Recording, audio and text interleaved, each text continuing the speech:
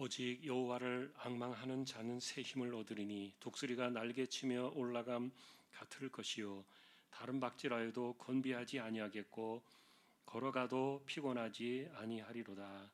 아멘.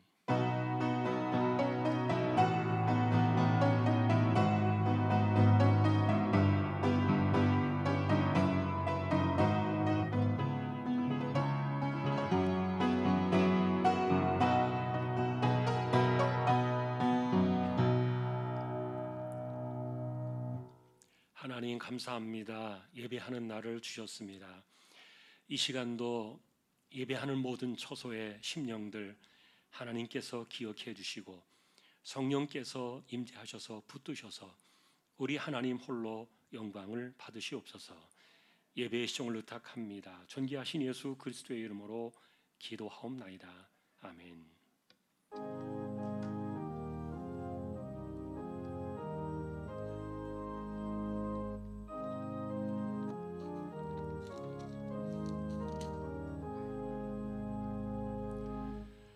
만복의 근원 하나님 온 백성 찬송 드리고 저 천사여 찬송하세 찬송 성부 성자 성령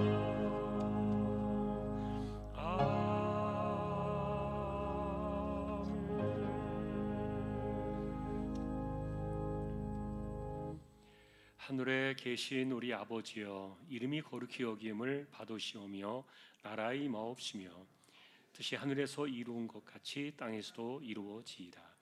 오늘날 우리에게 일용할 양식을 주옵시고 우리가 우리에게 죄지은 자를 사하여 준 것 같이 우리 죄를 사하여 주옵시고 우리를 시험에 들게 하지 마옵시고 다만 악에서 구하옵소서. 대개 나라와 권세와 영광이 아버지께 영원히 있사옵나이다. 아멘.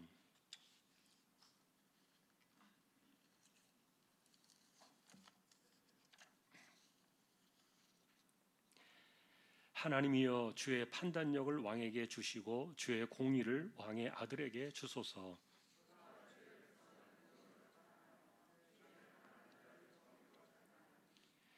의로 말미암아 산들이 백성에게 평강을 주며 작은 산들도 그리하리로다.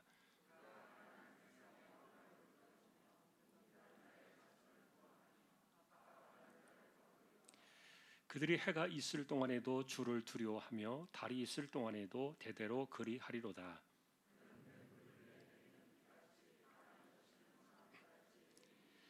그의 날에 의인이 흥왕하여 평강의 풍성함이 달이 다할 때까지 이르리로다.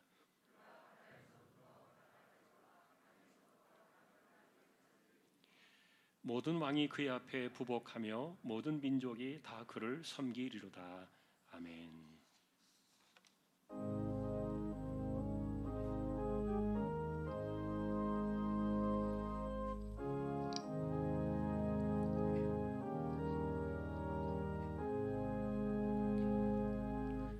저 장미꽃 위에 이슬 아직 맺혀 있는 그때 귀에 은은 이 소리 들리니 주 음성 분명하다.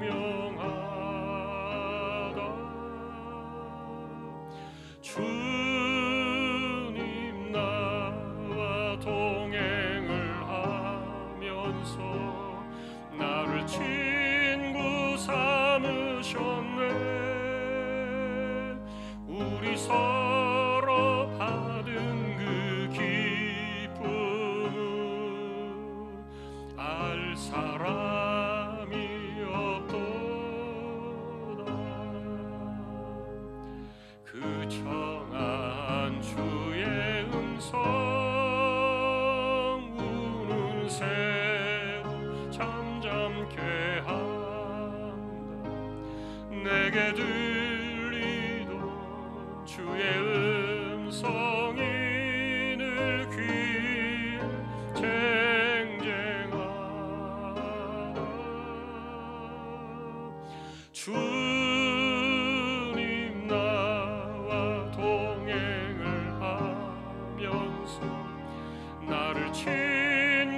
삼으셨네.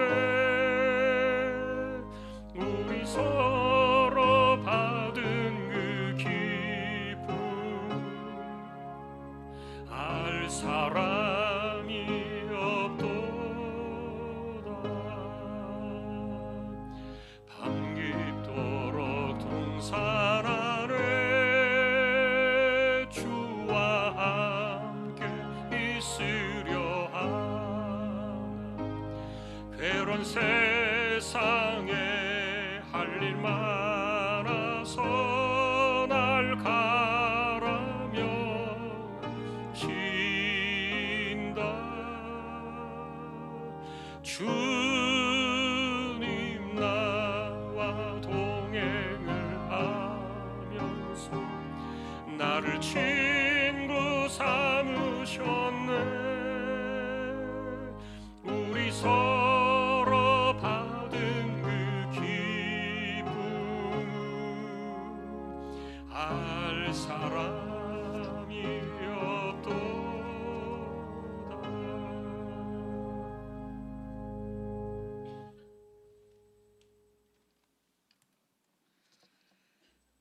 내 영혼아 여호와를 송축하라.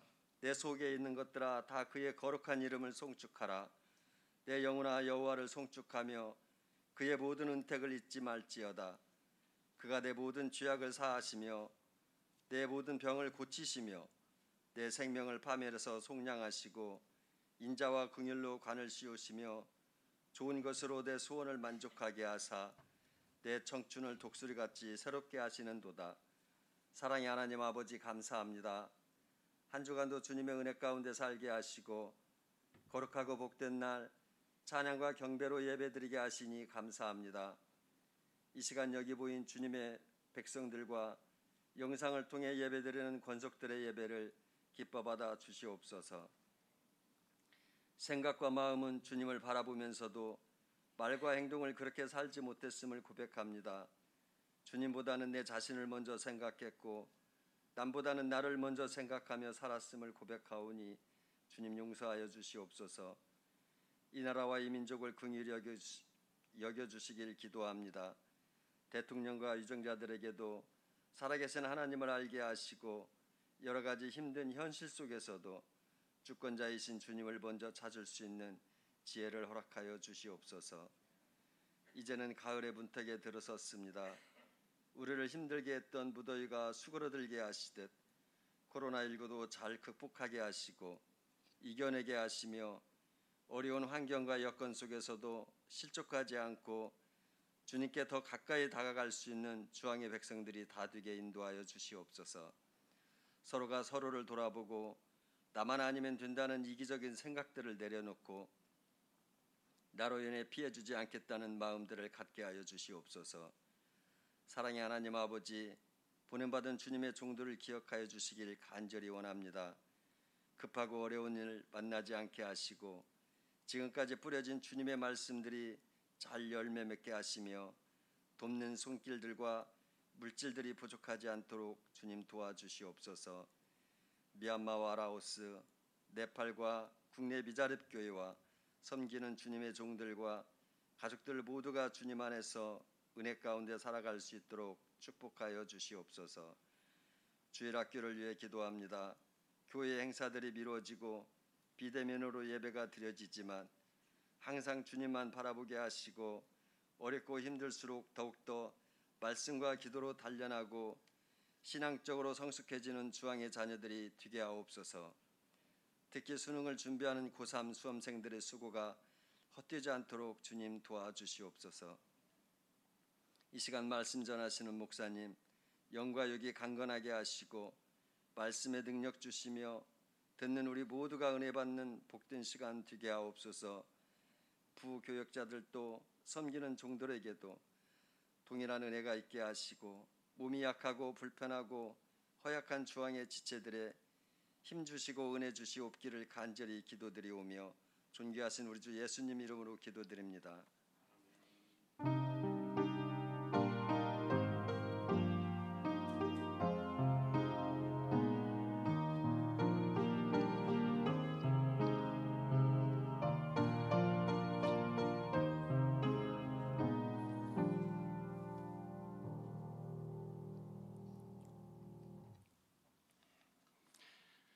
오늘 주실 하나님 말씀은 예레미야 8장이 되겠습니다.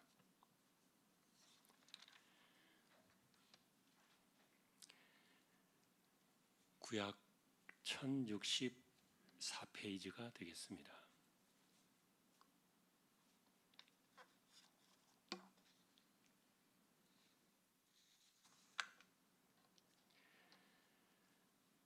(8장) 18절에서 22절까지 한 절씩 교독을 하겠습니다. 제가 먼저 보겠습니다. 슬프다 나의 근심이여 어떻게 위로를 받을 수 있을까? 내 마음이 병들었도다.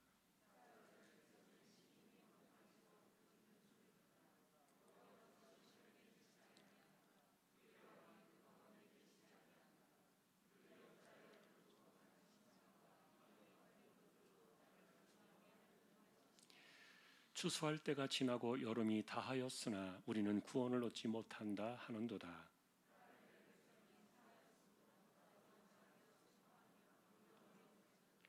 같이 보겠습니다. 길르앗에는 유향이 있지 아니한가? 그곳에는 의사가 있지 아니한가? 딸 내 백성이 치료를 받지 못함은 어찌 됨인고? 아멘. 교회 소식 말씀을 드립니다. 주보 12쪽 같이 보아주시기 바랍니다. 이번 주 성경 읽기는 예레미야 23장에서 40장까지가 되겠습니다. 어제까지 적립된 낙헌예물 7,721만 3,691원 20.96% 적립이 되었습니다. 더 감사를 드립니다. 코로나가 지금 계속해서 수그러들지 않고 있기 때문에 모두가 좀 조심하시고 지혜롭게 잘 우리가 살아가면서 마스크나 손 씻는 거 이런 것은 철저하게 잘 지켜주시면 좋겠습니다. 사복음서 필사 성경 이제 주문해 놓은 것이 조금 남았습니다. 함께 하실 분들 교육자실에 신청하셔서 참여하시면 되겠습니다. 이사하신 가정 주보를 참조해 주시고요. 이번 주 교육자 휴가는 조성일 목사님, 임광주 목사님 그리고 사무실의 최영남 권사님 휴가 주간 되겠습니다. 오늘 아래 광고는 두손 장갑 김지준 권사님 가정의 사업장 소개되고 있습니다. 기도를 부탁드립니다. 다른 소식들은 주보를 보아주시면 되겠습니다. 이제 하나님 앞에 예물을 드리는 시간입니다. 정성껏 준비하신 예물을 하나님께 드리겠습니다.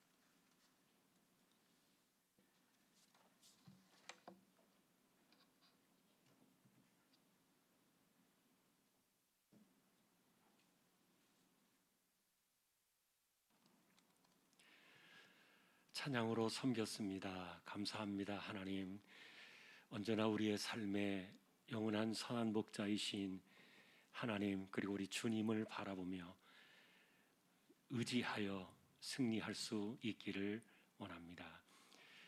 이 시간도 믿음으로 하나님의 것을 구별했습니다.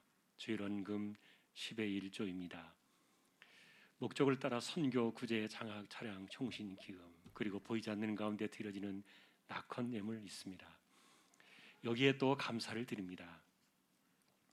마음의 경영은 사람에게 있어도 말의 응답은 여호와께로부터 나오니라. 한 주간의 삶도 귀한 말씀을 붙들고 살았습니다. 감사합니다. 범사에 감사드립니다. 주님의 은혜로 살게 하시니 감사합니다. 범사에 감사드립니다. 삶 속에서 여호와로 인하여 기뻐하게 하소서. 할렐루야. 범사에 감사하며 감사 넘치는 귀한 가정으로 인도하시고 말씀 안에 바로 살고 숭안숭어 종화로즈 만복의 축복을 누리며 자녀들 기업 번창하도록 축복으로 역사해 주십시오. 축복 주셔서 감사합니다. 힘들고 어려운 때 하나님의 은혜로 살게 하시니 감사합니다. 주님 채찍에 맞음으로 나음을 입게 하심에 감사를 드립니다. 가족 건강 안전 지켜주시고 일하게 하신 감사합니다. 주님을 더 찾고 구하고 예배하며 말씀에 순종하는 삶으로 인도하여 주십시오. 하나님의 은혜를 감사합니다. 항상 기뻐하라, 쉬지 말고 기도하라, 범사에 감사하라. 주님 은혜 감사합니다. 저희 가정 하나님의 사랑으로 하나 되게 해주시고 자녀의 앞길 인도해 주십시오. 날마다 최선을 다하는 삶이 되게 인도하여 주옵소서. 오늘도 하나님 이렇게 하나님을 향하여 감사를 드리며 마음을 드리며 중심을 드리게 하심을 감사합니다. 우리의 삶의 모든 것이 하나님께로부터 오고 주시는 은혜로 살고 있음을 고백하는 믿음의 손길들, 그리고 믿음의 심령들, 이 땅을 살아가는 이 어려운 때에도 언제나 이겨내며 승리하며 부족함이 없이 살아가는 귀한 손길들 다 되게 하여 주옵소서. 오늘도 우리에게 힘을 주신 하나님께 감사를 드리며 존귀하신 예수 그리스도의 이름으로 감사하며 기도 올리옵나이다. 아멘.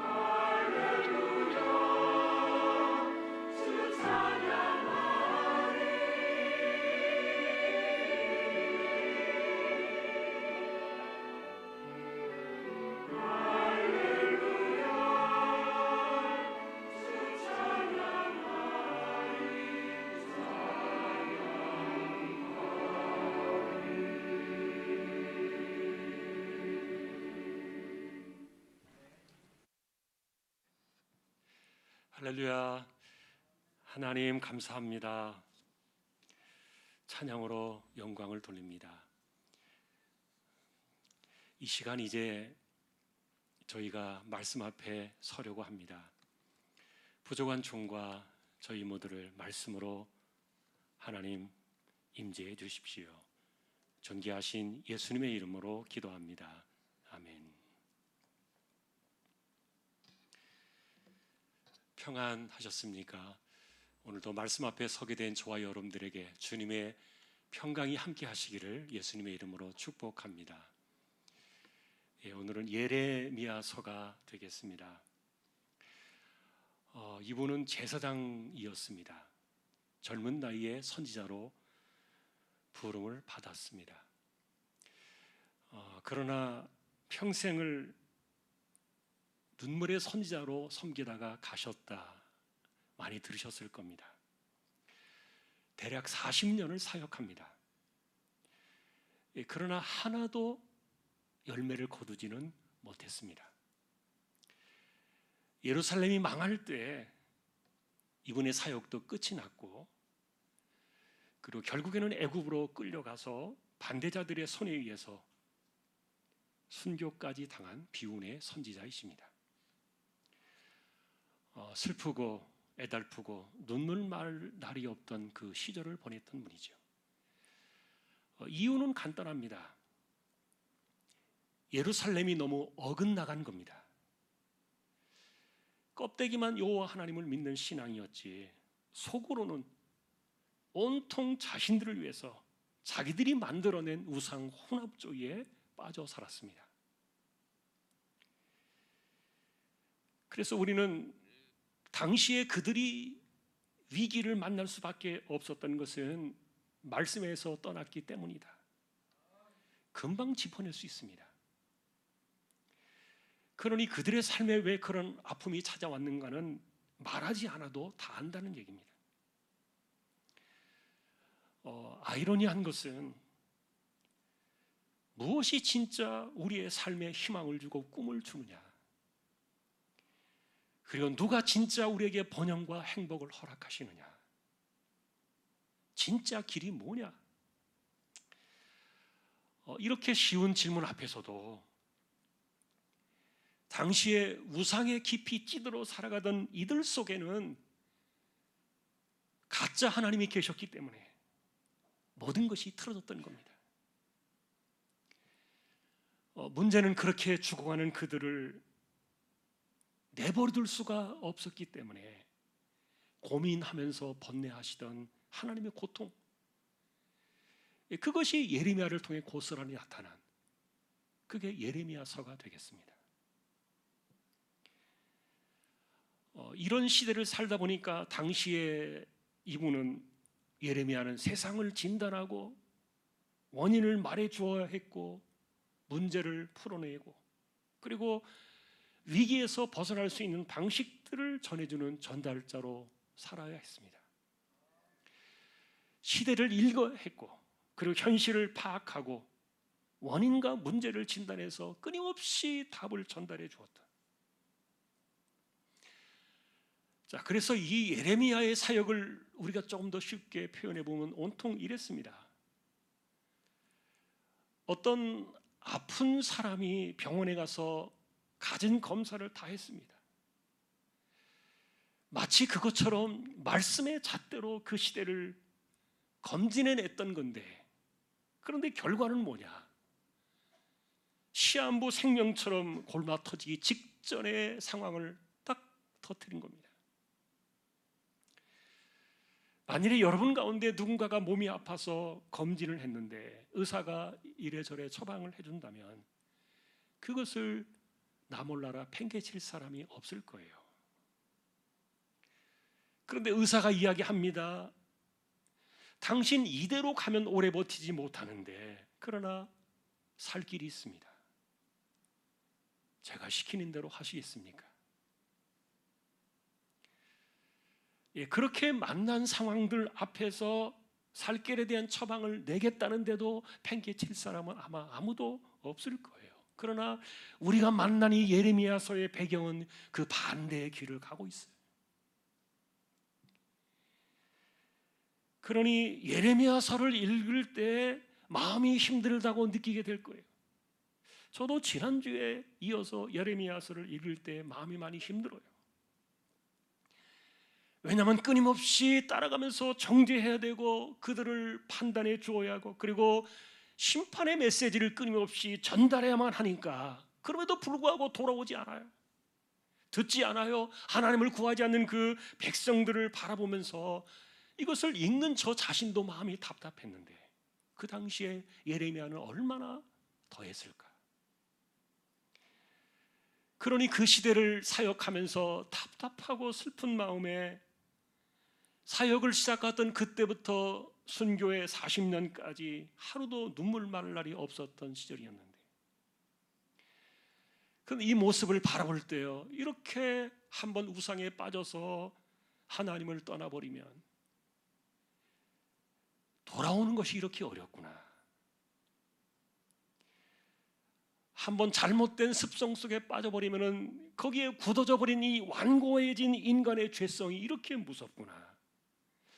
그런 생각들이 머리를 짓누를 거예요. 오죽하면 우리 하나님께서 이 예레미야서 안에 그들을 향해서 이렇게 평가를 해주셨어요. 13장 23절에 보니까 구수인이 그의 피부를, 표범이 그의 반점을 변하게 할 수 있느냐. 할 수 있을진데 악에 익숙한 너희도 선을 행할 수 있으리라. 구수 사람은 흑인이에요. 흑인이 피부를 희게 할 수 있겠습니까? 표점에 얼룩거리는 그 반점을 지워낼 수 있겠습니까? 피부를 다 찢어서 벗겨서 긁어낸다 할지라도 안 될 일이. 오죽하면 그 당시에 악에 익숙했던 그 이스라엘을 하나님께서 그렇게 평하셨던 거예요. 사람들의 죄성이 이렇게 한번 악에 익숙해지면 선을 행하는 것이 그리 어렵구나. 그러니 우리가 이런 모습들을 바라볼 때 우리 역시 우리 몸에 잘못된 것이 깃든다면, 잘못된 습관이나 잘못된 생각이나 그리고 우리도 욕심을 따라 행하고 우리의 유익을 따라서 이렇게 추구해 나가는, 그래서 그런 삶의 방식들 안에서 그것이 얼마나 우상적인 삶이며 그리고 하나님이 없는 인생인가, 그런 것들을 잘 모른 채 우리도 살아갈 수 있는데, 그러나 중요한 것은 우리의 사명은 무엇입니까? 우리 자신을 하나하나 말씀 앞에서 자신을 쪼개는 것이죠. 그리고 아닌 것은 말씀의 불로 태워버리는 것인데, 그래서 예레미야는 선포하는 그 말씀을 가리켜 뭐라고 말했는가 하면, 이것은 말씀은 불과 같다, 때로는 불방망이다, 이런 표현을 쓸 수밖에 없었는데, 여러분, 이 말씀의 불로 인간의 죄성을 불태우지 않는 한은 우리의 삶에 죄 때문에 찾아오는 이 고통과 아픔의 시간들을 막아낼 수는 없는 거예요. 이런 것으로 채워져 있는 이 예레미야서를 보니까 사실 우리가 바라는 것은 은혜입니다. 그리고 희망을 갖고 싶고, 그리고 평화를 우리가 얻고 싶고, 축복의 말씀을 우리가 받고 싶은데, 그러나 영혼에 힘을 주는 그런 구절들은요, 어디서도 찾아보기가 쉽지 않아요. 딱딱하고 메마른 느낌이 더 묻어나고, 그리고 이 예레미야서 전체를 덮어내는 그 내용 자체가 점점 더 위험한 지경으로 내몰려 가는 그런 긴박한 경고로 계속해서 채워지고 있었기 때문에, 이것은 마치 시한부 생명을 선언하는 의사와 같았고, 그리고 폭풍이 몰아칠 위험을 대비하라는 기상대와 같았고, 아니면 전쟁이 코앞에 닥쳤음을 말해 주어야만 했던 파수꾼과 같이, 얼마 남지 않은 이런 긴박한 위험에 대한 경고의 메시지, 이런 것들을 읽다 보니까 사실은 예레미야서를 읽으면서 마음이 묵직해지고 때로는 심란해질 수도 있는데, 문제는 이 시대를 내신 분이 하나님이시라는 겁니다. 그리고 아직은 살 길이 있다고 말해주시는 분도 하나님이시라는 거예요. 그런데 우리가 만나는 이 예레미야서의 그 당사자인 이스라엘은 듣지 않았습니다. 마치 당신 내 말대로 하지 않으면 죽습니다, 마지막 시한부 인생의 처방을 내렸던 의사의 말을 내버리는 것처럼 그 당시는 그랬던 거예요. 그러니 이렇게 무감각해진 그 이스라엘을 따라가면서 마음이 갑갑함을 느낄 수도 있을지 몰라요. 그리고 영적으로 너무 망가져버린 그들을 바라보면서 너무 미련하다, 이런 안타까움이 더해질 수도 있는데, 만일에 여러분들이 성경 읽으면서 그런 마음을 느낀다면 예레미야의 심정을 따라가고 있는 거예요.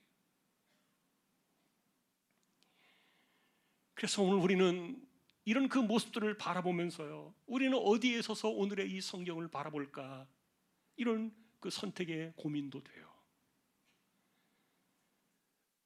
왜냐하면 어느 쪽이든지 우리는 양쪽으로부터 성경 안에서 우리의 거울을 발견하기 때문인데, 영적인 멸망으로 달려나가면서 세상을 덮어오는 그 상실과 고통의 시간을 들으면서도 돌아오지 못하는 이스라엘 편에서 우리는 무엇을 볼 것인가? 아니면 그런 그들을 바라보면서 아파하면서 마지막까지 돌아오기를 호소했던 그 예레미야의 편에서 우리가 이 세대를 바라본다면 우리는 거기에서 무엇을 얻어낼 수 있을 것인가? 여러분, 당시에 이스라엘은 왜 그래야만 했을까? 그 문제를 우리는 짚어나간다면 고통의 시대에 빠질 수밖에 없었던 그들에게서 우리는 반면 교사를 삼을 수 있을 겁니다. 그리고 그들에게서 고통의 시대를 끊는 방식들을 우리는 배울 수가 있을 거예요. 반면에 우리가 예레미야의 입장에 서서 이 세상을 바라본다면 인생의 아픔이 찾아올 때 끊임없이 하나님 앞에서 질문을 던지며 그 하나님 앞에서 극복하는 방식을 배우게 될 거예요. 사실 예레미야는 왜라는 질문을 끊임없이 던졌습니다. 왜 그래야만 합니까? 그러나 예레미야서를 다 읽고 나면은 망해버린 예루살렘 앞에서 허망해진 그 마음만 덩그러니 남긴 채 성경을 덮게 돼요. 그래서 이 예레미야서의 목적은요, 왜라는 방식을 우리에게 가르쳐 준 것보다는 모든 일의 계획을 갖고 계신 하나님을 주목해야 한다, 이런 거대한 주제를 남겨놓았어요. 다시 말하면 인간의 죄악 때문에 어느 시대든지 찾아올 수 있는 그 상실의 아픔, 이런 곳에서 우리가 그런 시대를 만날 때, 그 안을 지나갈 때 우리가 찾아야 될 답은 왜가 아니라 하나님 그분 자신을 보는 거예요. 이런 방식들을 우리의 역사 속에서도 살펴보면요, 우리 역시 왜라는 질문을 덜어 던지며 살았을 겁니다. 왜 납니까? 왜 내가 이런 삶에 빠져야 합니까? 그러나 여러분, 이 세상을 내신, 이런 일들을 내신 이가 하나님이시요, 또한 이 모든 것에 카드를 치고 계신 이가 하나님이시기 때문에 언제나 그분을 주목하는 것이 너무도 중요한데, 실제로 이 땅에 복음이 들어온 150년 이래로 교회는요, 언제나 고통의 때를 만났을 때마다 회개의 무릎을 꿇었어요. 그리고 기도의 무릎으로 세상을 떠받쳐냈던 것이 옳았던 겁니다. 그러다 보니까 하나님의 백성들의 마음속에는 고통의 시대가 찾아올 때는 바닷속 깊은 어둠의 찌끼들을 거대한 태풍으로 쓸어내시는 것처럼 이 고통과 상실의 아픔을 통해서 세상의 죄를 씻어내시려는 하나님의 섭리가 있다는 이런 것들을 보게 되는데, 그러다 보니까 아픔이 시작될 때 우리는 그것이 끝나고 그 다음에 시간표를 이끌어 가실 하나님을 바라보면서, 그러니 여러분, 중요한 것은요, 하나님을 바라보는 사람들의 입장에서는 폭풍우 속에서 살아남는 거, 견디는 것이 중요하다. 여러분이 예레미야서나 다른 성경들을 보면은 그것이 얼마나 중요한가를 보게 될 거예요. 마지막까지 사는 자가 누구냐? 그루터기와 같이 남는 자들은 누구인가? 그래서 하나님의 뜻은 언제나 다음 시대의 시간표를 써나가실 때 여러분들이 그 살아있는 그 삶의 현장에 서 있어야 한다는 거예요. 그래서 우리는 지금도 생각 안 할 수가 없습니다. 여러분은 지금 괜찮으십니까? 우리는 지금 만에 하나라도 생길 수 있는 이런 불행한 일들이 우리 곁에 있는 시대를 살아가고 있습니다. 우리는 어떻게 무탈하게 이 시대를 비껴갈 것인가? 우리의 삶에 찾아오는 잃어버린 손실들이나 허물어지는 이 경제적인 파탄의 아픔들은 또 어떻게 우리가 견뎌내야 될 것인가? 염려하고 걱정하면서 심지어는 두려워하면서 세상을 바라볼 수도 있겠지만, 그러나 그것이 하나님의 방식은 아니다. 실제로 우리는 이미 코로나로 인한 상실의 시대 안으로 쑥 들어와 버렸기 때문인데, 여러분, 이전의 시간으로 빠져나갈 길은 어디에도 없을 겁니다. 그러니 만에 하나 죽는 일도 생겨날 수가 있는 것이고, 경제적인 상실이나 아니면 허물어져가는 정신세계의 우울증에 빠져가는 이런 정신적인 상실 같은 이런 일도 우리 곁에 찾아올지도 몰라요. 이런 것들을 놓고 예레미야서와 우리 시대를 비교해 본다면은 종류와 강도는 다르지만 가장 큰 위험 중에 하나가 이 상실의 아픔이라는 거예요. 혹시 만일에 여러분 곁에 가까운 분들 가운데 죽거나 없어진 일들이 생겨난다면 그 상실의 공포는 아마 여러분들의 현실이 될지도 몰라요. 마찬가지로 어떤 이들에게는 직장이 사라질 수도 있고, 어떤 이들에게는 건강을 잃어버릴 수도 있고, 어떤 이들에게는 가정이나 공동체가 깨져나갈 수도 있는데, 이렇게 뿌리가 통째로 흔들리는 이런 깊은 상실감을 느낄 때, 이럴 때 우리는 이 두려움들을 어떻게 극복하고 이 위기를 어떻게 벗어날 것인가? 이런 심정으로 예레미야서를 우리는 대하게 되면서 우리는 방법을 찾아나가는 겁니다. 뿌리가 흔들리고 그리고 미래를 덮어버리는 그런 어두운 마음들이 엄습해 올 때, 놀랍게도 선지자는 예레미야는 언제나 장래일을 이야기해 주었습니다. 여러분이 포로로 끌려갔던 그들이 70년 만에 돌아올 것이라는 이 회복의 메시지를 주신 분이 유일하게 예레미야라는 사실을 아실 거예요. 그것은 그런 혼란 가운데서도 그 하나님만을 주목하라는 그런 그 강조점이었는데, 실제로 여러분이 이 상실의 시대를 살아가는 모든 사람들이 그것을 진단하고 막으려고 애를 쓰고 있지만, 그러나 예레미야 선지자가 우리에게 말해주는 것은 왜? 라고 묻기 전에 하나님 그분 자신을 주목하라. 그래서 여러분, 오늘 우리는 이 주제를 계속해서 반복할 수밖에 없어요.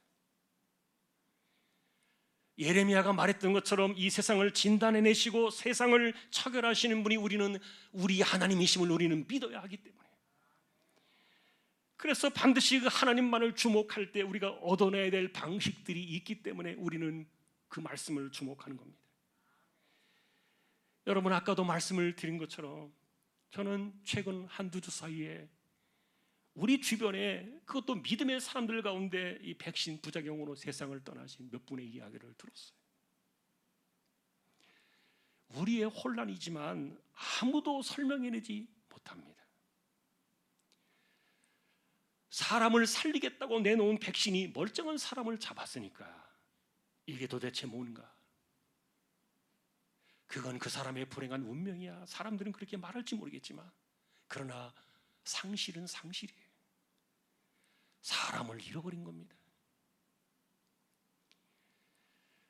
그래서 지난 수요일에 제가 이런 부탁의 말씀을 드린 적이 있어요.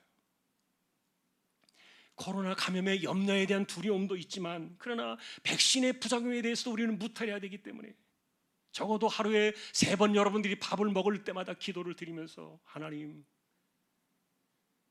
붙들어 주십시오. 교회와 우리 자신을 무탈하게 해주십시오. 요행을 바라는 기도가 아니라 이 시대 속에서 여전히 퀴를 쥐고 계시는 그 주권을 고백하면서 긍휼을 구하는 기도, 이것이 현재를 버텨내고 다음의 시간표를 갖고 계신 하나님께서 바라시는 그 현실의 시간까지 우리가 서야 하는, 이것이 우리의 소망이 되어야 하는 줄로 믿습니다.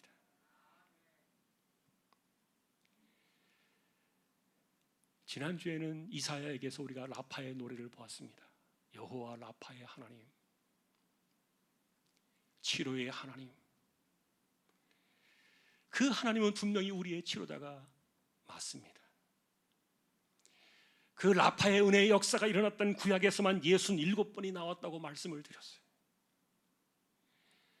실제로 여러분은 이 여호와 라파의 하나님, 그 하나님의 이름을 부르고 그 하나님의 이름을 인정하고 여러분이 들은 적이 있고 알고 있지만, 그러나 이 여호와 라파의 하나님의 그 능력이 우리의 삶에 어떻게 역사하고 어떻게 강력하게 나타나는지를 우리는 잘 알지 못해요.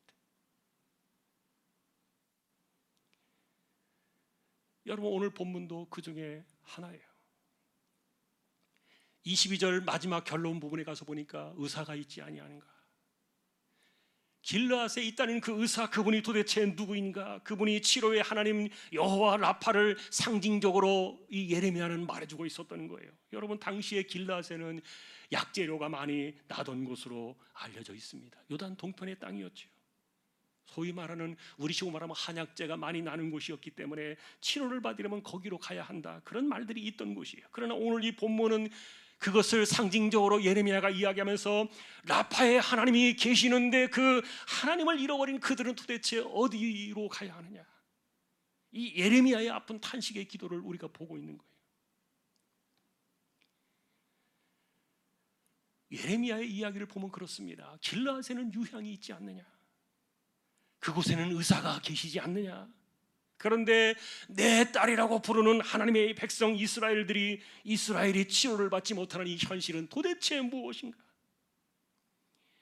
유향이 없고 의사가 없어서 만일에 치료를 받지 못한다면 어쩔 수가 없을 거예요. 그러나 유향이 있고 의사가 있지 아니한가? 하나님께서 내신 세상에 치료제가 있고 정작 치료자 자신이 되시는 라파의 하나님, 그분도 계시지 않느냐? 그런데 왜 치료를 받지 못하는가? 여러분 같으면 이런 상황에 놓인 그들에게 무엇라 말을 전해주겠습니까? 안타깝게도 예레미야는 답을 여호와 라파의 하나님에게서 보고 있었지만, 그러나 예레미야는요 그 이상을 넘어가지 못했어요. 거기까지 그가 갈 수 있었던 마지막 한계였어요. 그러니 예레미야는 그 앞에서 무릎을 꿇고 엎어진 가운데 슬퍼하며 근심하며 어쩔 도리가 없어서 이렇게 이 슬픔의 탄식의 노래를 부르고 있었던 건데, 오늘 우리가 보신 18절에 보니까 어떤 위로도 내가 받을 수가 없다, 마음의 병까지 들었다. 왜냐하면 하나님의 백성들이 여호와 라파 치료자의 하나님, 그 하나님을 멀쩡하게 두고도 고통에 빠져드는 이 모습들을 바라보고 있는, 더구나 그 당시에 백성들이 부르짖는 소리도 있었습니다. 어떤 이들은 말했습니다. 여호와 하나님께서 시온에 계시지 아니하는가, 그리고 왕이신 하나님께서 그곳에 계시지 아니하는가, 그렇게 그들은 부르짖기도 했어요. 그러나 기도도 하고 부르짖기도 하고 그리고 하나님을 구하기도 했지만, 그러나 그들에게 문제는 여전히 무엇입니까? 그들의 마음속에는 여전히 조악한 신상과 이방의 헛된 것들로 가득 채워져 있었기 때문에 치료의 하나님을 그들은 만나지 못하고 있었다는 거예요. 이것이 그 시대의 불행이었고, 그리고 한계를 넘어서지 못하는 예레미야의 안타까움이었는데, 그러니 성경을 보면서 우리는 이런 마음을 느낍니다. 어쩌면 좋을까? 그렇다면 여러분, 그 당시에 그들에겐 도대체 그들 앞에 무엇이 있었기 때문에 이런 혼란이 교차를 한 것인가? 예레미야서를 보면요, 그들에게는 극심한 기근이 찾아왔습니다. 가뭄이 있었습니다. 그리고 사람들이 죽어나가는 전염병이 그들에게서 돌고 있었습니다. 그리고 마지막 최후의 사건은 전쟁이었어요. 이렇게 40년 동안 하루도 편할 날이 없었던 건데, 불행히도 여러분들이 예레미야서를 읽다 보면은 이 시대에 자신들이 살겠다고 자기의 아들, 딸, 자녀들을 삶아먹는 가장 비극적인 현장도 여러분들이 보였을 거예요. 너무 멀리 나간 거예요. 돌아오지 못하는, 그리고 중간에 어떤 것도 멈춰낼 수 없는 끊어진 건너편에 이들은 서고 말았던 거예요. 그래서 우리는 이 말씀을 보면서 예레미야 같이 그렇게 슬픈 탄식 속에 우리가 주저앉을 것인가? 오늘 주제는 그것이 아닙니다. 그의 탄식을 넘어서는 것입니다. 다행스럽게도 오늘날 우리가 우리의 현실과 시간 그리고 그들이 겪었던 혼란과 두려움과 그 상실의 파도 앞에서 우리는 그들과 같지 않아서 다행일 수도 있겠다, 그렇게 볼 수도 있지만 그 시대와 우리를 바로 비교해 볼 수는 없겠지만, 그러나 적어도 우리가 사는 시대는 예레미야가 넘어설 수 없었던, 탄식할 수밖에 없었던 그 시절의 차원과는 다른 또 다른 세상을 우리는 살고 있다는 거예요. 여러분, 그것이 무엇입니까? 그래서 오늘 이제 이야기는 결론으로 나가면서 다시 예레미야보다도 한 세기 전에 100여 년 전으로 돌아가서 이야기했던 지난주에 여호와 라파의 하나님을 이야기했던 이사야의 그 이야기의 후속을 이어볼 생각이에요. 여러분은 지난주에 고난받는 종의 노래를 들으시면서 어렵다는 생각을 가지신 분들이 계실 거예요. 이사야가 불렀던 고난받는 종의 노래, 이것이 독생자를 향한 것은 알겠지만 여기저기 얽혀서 나타나는 부분들, 이런 것들을 따라가기에 아마 분주했을지 모르겠어요. 그러나 오늘 우리는 예레미야가 애타게 부르던 그 라파의 하나님, 그것을 넘어서지 못하고 있었지만 그러나 그 치료의 은혜가 오늘날 우리에게는 다르게 다가오고 있다는 것을 우리가 정리해보면서 이 말씀을 마지막으로 이렇게 풀어갈 생각이에요. 여러분, 라파라는 이 단어, 여호와 라파라는 이 치료의 하나님이라는 이 단어가요, 사실 우리에게는요 얼마나 강력하게 다가왔는지 몰라요. 그러나 그것을 강력하게 받아들이는 사람들이 적었어요. 왜냐하면 여호와 라파의 하나님이 치료의 하나님이라는 이 강력한 이 메시지가요, 어떤 사람들의 특정한 누군가의 권능이거나 아니면 특정한 사람을 향한 특별한 은혜이거나 우리와 같은 사람들에게는 꿈에나 놓아둘 수밖에 없는 환상의 단어가 아닌가. 구약의 관점에서만 보면 그렇습니다. 그러나 우리는 이사야가 말해주었던 그 라파의 노래가 어린 양을 향하여 나아갈 때, 그리고 이 땅에 오신 그 독생자의 십자가를 꼭지점으로 돌아설 때 그 십자가로부터 쏟아져 나오는 엄청난 파장의 이 거대한 치료의 물결이 얼마나 우리 이 세상을 덮고 있는가를, 이걸 우리가 들춰내지 못하고 가두어놓고 살고 있기 때문에 여전히 우리는 예레미야의 탄식에 머물러 서 있는 것은 아닌가. 다시 말하면 만일에 이사야의 이 노래라 할지라도 십자가가 아니었다면 그의 노래가 이 세상을 덮고도 남는 이 라파의 물결을 이루지는 못했을 거예요. 그리고 이사야조차도 그런 큰 물결의 역사가 고난받는 종으로 오신 그분이 맞으심으로 인하여 우리에게 치료가 나타날 것이라는 것을 그는 예상하지 못했을 거예요. 그러나 문제는 지금 우리의 현실입니다. 그러니 우리는 다시 한번 십자가를 주목하는 방식을 더해야 합니다. 여러분, 십자가에는 죄사함의 은혜가 있습니다. 그리고 우리에게 주시는 영원한 구원이 있고 영원한 생명이 있습니다. 그런데 그 안에서 더 놀라운 것은 이 땅을 살아가는 연약한 육신을 안고 살아가는 이들을 덮어내고도 남음이 있는 이 라파의 물결이 그 안에서 쏟아져 나오고 있는 거예요. 이유는 하나입니다. 그가 채찍에 맞으셨기 때문이라.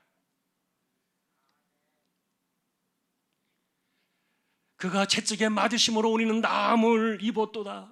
이 나음이라는 이 단어가 라파라는 단어라고 말씀을 드렸어요.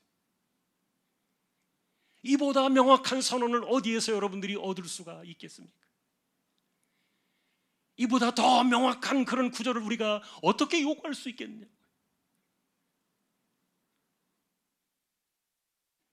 그러니 우리는 이 말씀을 의지해서 묻는 겁니다. 그가 채찍에 맞음으로 남을 입은 사람들이 있을 텐데 그들은 과연 누구인가? 당신입니까? 아니면 주변의 사람들입니까? 나는 왜 거기에서 예외라고 생각하면서 이런 것에서 누리지 못하고 있었는가? 십자가에 약속되어진 이 라파의 은혜가 내 것이라고 생각하지 못했던 이유가 있다면 도대체 그것이 무엇인가? 아까도 말했던 것처럼 내가 특별한 사람이 아니라서 그런 것인가? 아니면 내가 어떤 특정한 수준이나 어떤 특정한 단계에 도달하지 못해서 그런 것은 아닐까? 만일에 여러분들이 그렇게 생각한다면 그 당시에 예레미야가 여호와 라파의 하나님, 의사이신 하나님을 발견해냈지만 그러나 그 이상을 넘어가지 못했던 그 안타깝게 탄식하던 그 자리에 똑같이 여러분들은 서 있는 거예요. 여러분, 유향이 있고 의사가 있으면 뭐합니까? 딸내 백성이 치료를 받지 못하는데 그런 슬픈 자리, 그런 자리가 우리 시대의 이야기는 아니라는 거예요. 지난주에도 그래서 이 라파의 방식을 묵상을 하면서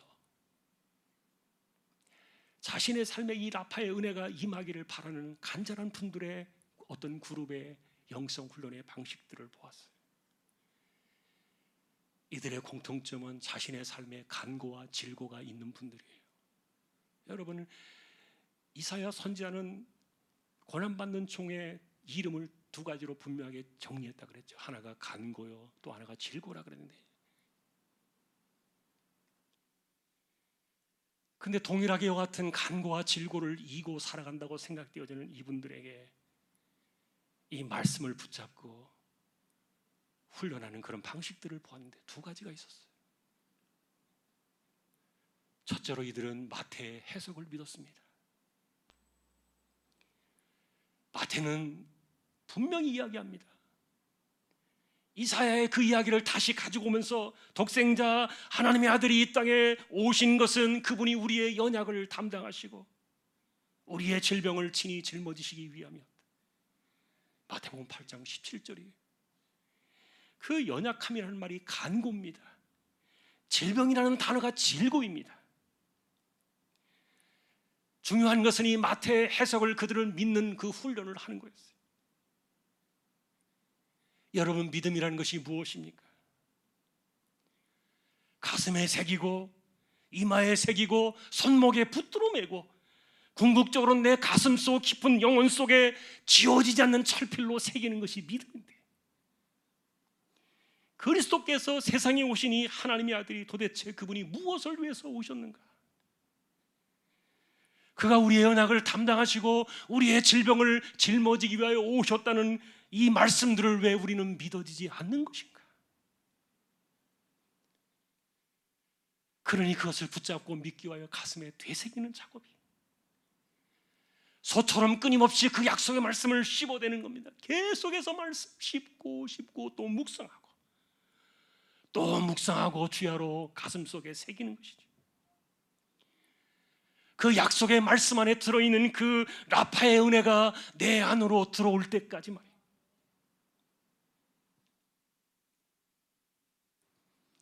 사도 요한 역시 이 일을 이렇게 전합니다. 요한일서 3장 8절 후반절에 보니까 하나님의 아들이 나타나신 것은 마귀의 일을 멸하려 하심이라. 어떤 이들은 이 구절을 마귀를 쫓아내는 것으로만 이 부분을 대부분 해석을 합니다. 그러나 여러분, 마귀가 도대체 무엇을 하는 존재입니까? 아담을 속여서 죄를 짓게 했던 그 마귀가 유다에게 들어갔을 때 예수님을 배신하게 만들었습니다. 죄를 짓게 하는 거예요. 여러분은 무덤가에서 살아가던 군대 귀신들인 청년의 이야기를 복음서에서 본 적이 있을 거예요. 정신을 파괴시켜서 미치게 만들었습니다. 어떤 질병은 마귀가 쫓겨날 때 고침을 받는 그런 역사들이 있는 것을 볼 때 이 마귀는 사람에게 질병도 가져오는 것으로 보여져요. 이 마귀란 존재는 사람들을 죽게 하고 고통에 빠뜨려서 지옥에 결국은 끌고 가는 것이 그들의 목적인데, 이런 마귀의 일을 끊어내려고 그리스도께서 이 땅에 오셨다. 요한 사도의 증언이에요. 요한 1서에 나와 있는 그 내용은 이미 초대교회나 그 당시의 모든 그리스도인의 삶 속에 이것이 그들의 삶의 간증이 되었다는 이야기입니다.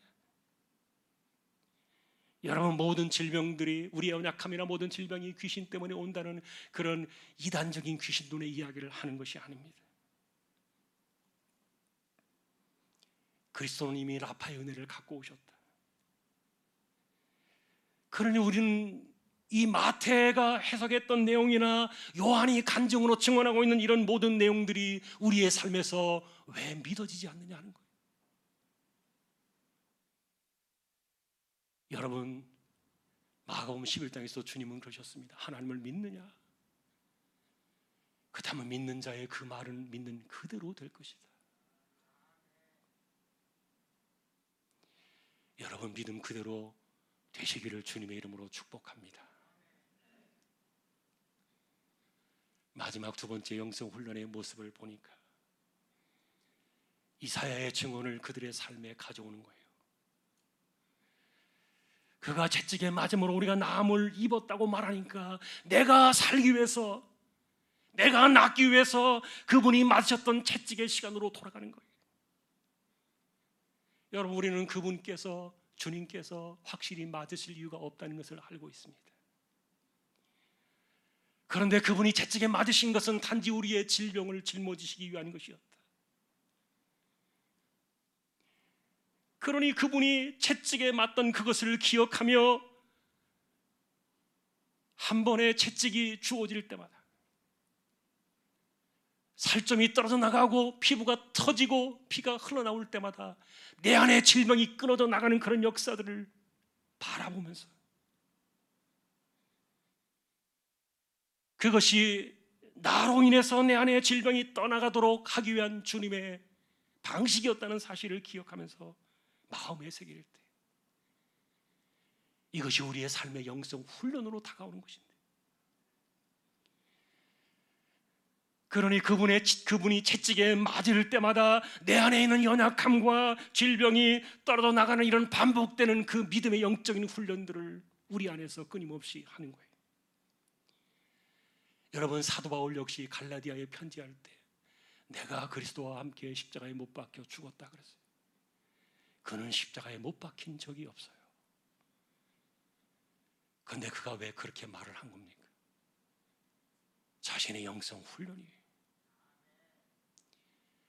자신을 십자가에 못 박고 거기에 자신을 죽이고 자신의 죄성을 죽이고, 그리고 그리스도가 다시 살아나는 그런 위대한 역사를 자신의 삶에서 끊임없이 가슴에 되새기면서 십자가를 바라볼 때마다 내가 죽고 그리스도가 살아나는 이런 영적인 훈련을 자신에게 적용하기 위하여 그는 그렇게 이야기를 했던 거예요.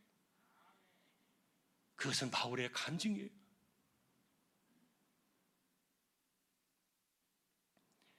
확실히 여러분, 우리는 약속의 말씀들을 어떻게 붙잡으면 좋을까? 이것을 어떻게 나에게 적용하면 좋을까?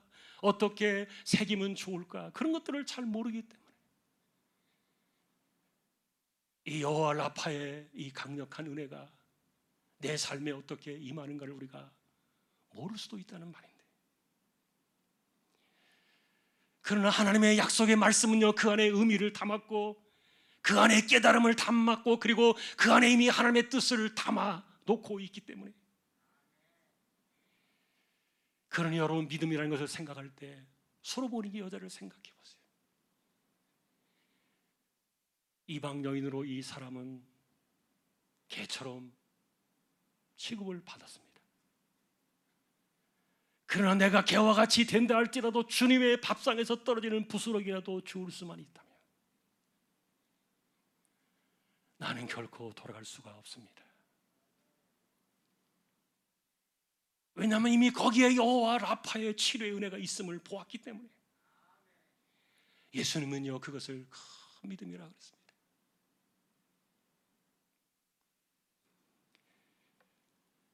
믿음은 이렇게 우리의 가슴 속에 지워지지 않는 영원한 철필로 가슴에 새기는 것입니다. 여러분, 오늘 말씀이 여기까지입니다. 만일에 우리는 이 예레미야가 그랬던 것처럼 라파의 하나님을 바라보면서도 치료의 은혜를, 그 한계를 넘어설 수 없는 그런 시대를 우리가 살고 있다면, 우리 역시 예레미야처럼 주저앉아서 무릎을 꿇고 탄식하면서 그렇게 우리는 슬픔의 눈물을 흘려야 했을지 몰라요. 실제로 그들은 여호와 라파의 하나님 의사가 계셨음에도 불구하고 치료받을 수 없었던 당시의 안타까운 상황 속에 빠져 있었기 때문입니다. 그러나 지금은 우리에게 그럴 시간이 아니다. 마태가 동일하게 해석을 했고 요한 사도가 동일하게 자신들의 삶을 통하여 간증해내었던, 그래서 연약을 담당하시고 간고를 지고 그리고 우리의 질고를 해결하시기 위하여 여호와 라파의 은혜로 찾아오신 그분, 그리고 우리를 이렇게 영원한 고통과 영원한 사망 가운데로 이끌어가려고 우는 사자같이 주변을 맴도는 이 마귀의 일들을 끊어내기 위하여 이 땅에 오신 이들의 간증과 증언과 이들의 해석들을 바라볼 때, 아, 이 라파의 은혜는 우리의 것이구나. 예레미야는 딱 거기까지 탄식에 무릎을 꿇고 눈물을 흘렸지만 우리에게는 이사야를 뛰어넘고 예레미야의 탄식을 뛰어넘는 십자가로부터 쏟아져 나오는 이 강력한 치료의 물결이, 이것이 얼마나 강하고 위대한가를 우리는 붙들어야 하고, 그러니 믿음은 말씀으로 이루어지는 것이지 어떤 특별한 기적 같은 현상을 통해서 나타나는 것이 아닙니다. 바라긴 오늘 예레미야의 탄식을 뛰어넘어서 우리의 삶의 이와 같은 여호와 라파의 치료가, 약속의 말씀들이 저와 여러분들의 것이 될 수 있기를 주님의 이름으로 축복합니다. 우리의 간증이 되어야 합니다. 내가 어떤 집회에 갔더니, 내가 누구에게 안수를 받았더니, 내가 어떤 그 환상을 보았더니 이런 것 말고 약속의 말씀, 그 말씀이 나를 살렸습니다. 이 말씀이 나에게 강력한 라파의 은혜로 찾아왔습니다. 하나님의 약속의 말씀이 내 안에 어떻게 일어났는가를 믿음으로 말해주는, 이것이 간증이에요. 저와 여러분들의 삶 속에서 많은 간증들이 일어날 수 있기를 소망합니다. 하나님의 말씀은 영원하십니다. 그리고 한 번 담아둔 것은 영원한 것입니다. 유통기한이나 유효기간이 없어요. 믿는 자에게만 믿는 그대로 되는 역사가 약속 안에, 약속의 말씀 안에 담겨 있다는 것을 기억하면서 오늘도 이와 같은 말씀들이 저와 여러분들의 것이 될 수 있기를 존귀하신 우리 주님의 이름으로 간절히 축원합니다. 찬양을 드리겠습니다. 472장입니다.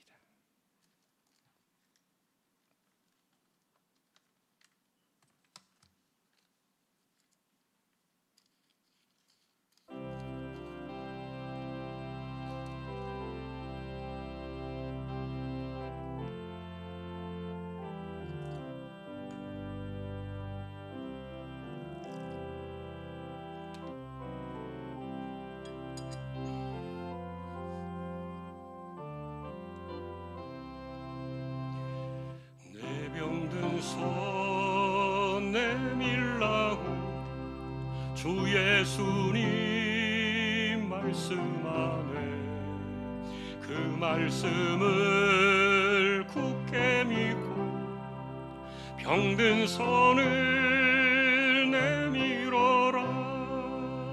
옛날같이 오늘날도 주 권능이 크시오니 전능하신 권능으로 병든 내 몸 고치시리. 내 병든 손 내밀어라. 주 예수님 고치시리. 내 병든 손 내밀어라. 주님 고치시리라.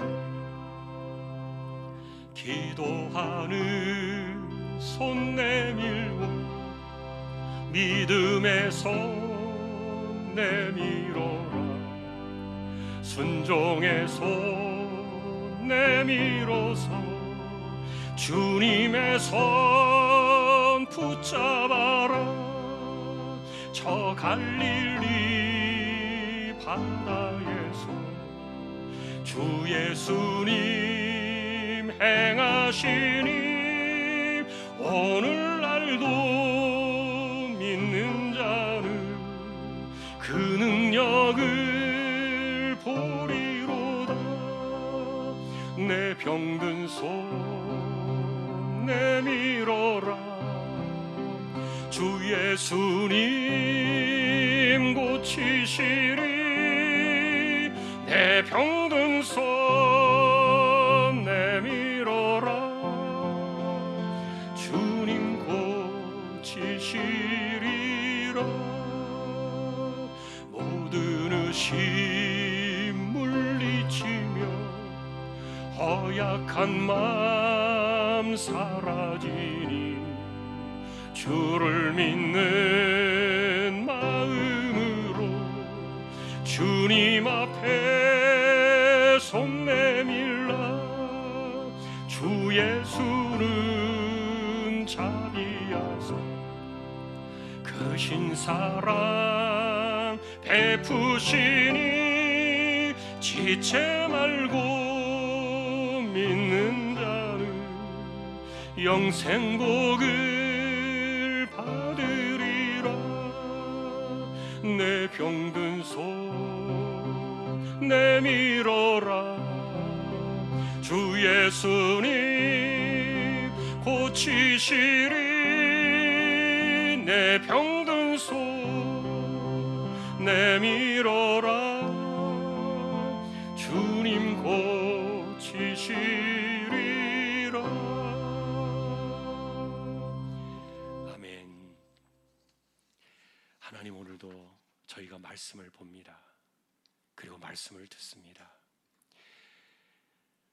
예레미야 시대의 말씀을 보면서 답답해서 가슴이 터질 것 같았는데, 그들이 누리지 못하고 보지 못했던 예레미야의 탄식 그 이후를 넘어서 십자가를 통하여 우리에게 찾아온 이 강력한 라파의 은혜가 우리에게 있음을 우리가 기억하며 이 말씀을 누리며 이것을 붙잡고 살아가지 못하는 어리석은 우리들을 긍휼히 여겨주시고, 구약의 시대와 같은 그런 것에 우리가 머물러 있는 것이 아니라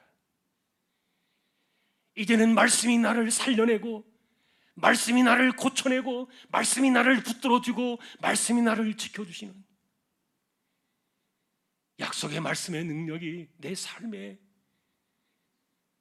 이와 같이 라파의 은혜로 일어나는, 우리의 간고를 감당하시고 우리의 질고를 짊어지시는 그 주님을 바라보며 우리의 삶에 여호와 라파의 하나님, 너무도 강력한 이 단어가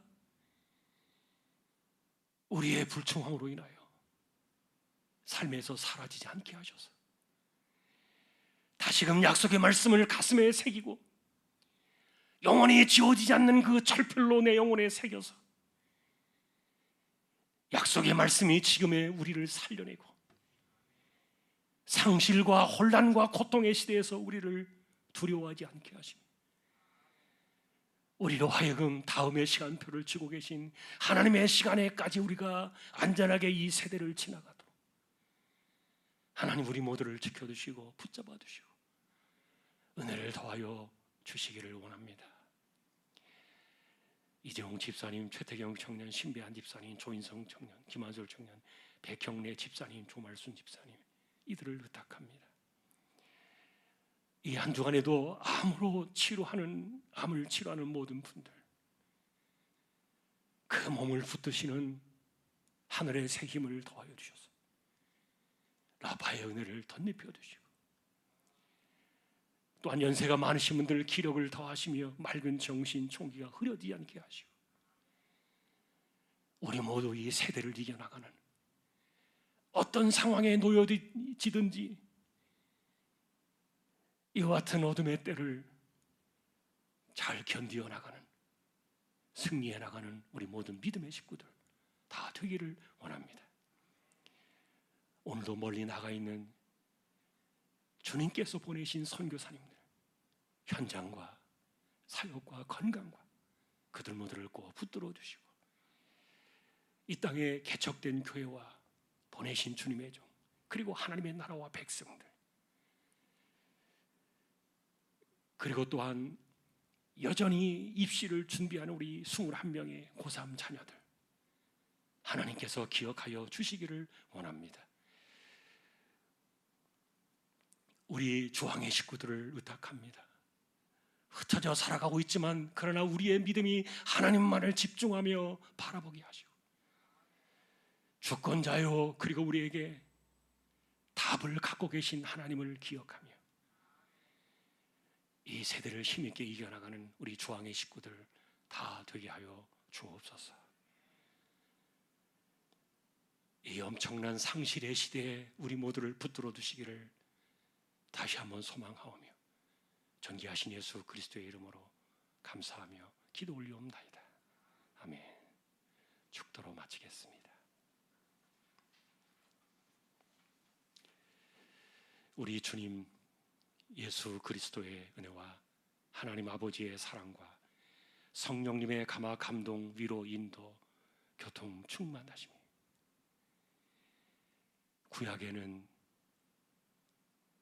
길르앗의 유향이 있고 치료다이신 하나님 여호와 라파엘을 의사가 계시지 아니하는가. 답을 보았을지라도 치료받지 못하던 그 한계를 넘어 오늘 우리에게 십자가의 라파의 은혜로 찾아오시는 그 하나님을 붙잡고 이 어둠의 때와 그리고 상실의 시대를 이겨나가며 승리하기를 원하는 우리 모든 심령들, 주왕의 가족들 위해 이제로부터 영원까지 함께 있을지어다. 아멘.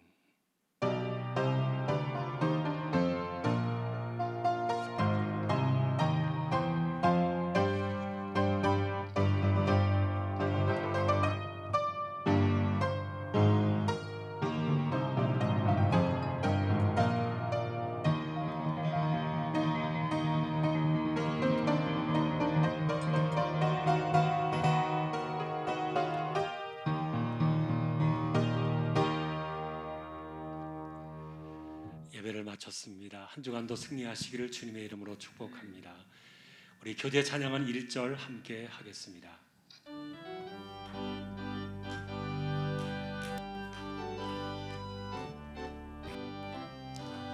예수 안에서